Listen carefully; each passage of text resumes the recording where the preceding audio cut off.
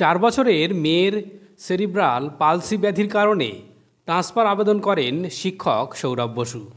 কিন্তু পোর্টাল বন্ধ হয়ে যাওয়ার কারণে ছাত্র শিক্ষক অনুপাতের অসামঞ্জস্যের জন্য এবং স্কুলে সিঙ্গেল সাবজেক্ট টিচার হওয়ার কারণে ট্রান্সফার আবেদনের কোনো সুরাহা হয়নি।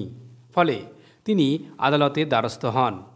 আদালতের দ্বারস্থ হলে সরকারি কৌঁসুলি প্রশ্ন তোলেন যে বদলি নিয়মে মেয়ের এই ব্যাধি গ্রাহ্য নয় এবং শিক্ষকের ট্রান্সফার দিলে বিদ্যালয়ের পঠন পাঠন ক্ষতিগ্রস্ত হতে পারে।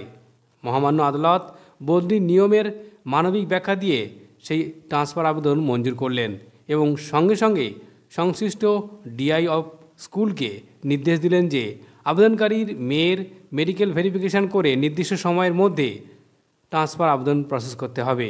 সেক্ষেত্রে পোর্টাল বন্ধ বা ছাত্র শিক্ষক অনুপাত বা অসুস্থতার কারণে বদলি নিয়মে না থাকা কোনো কারণ হবে না। এই মামলার আইনজীবী হিসাবে ছিলেন সুব্রপ্রকাশ লাহিড়ী।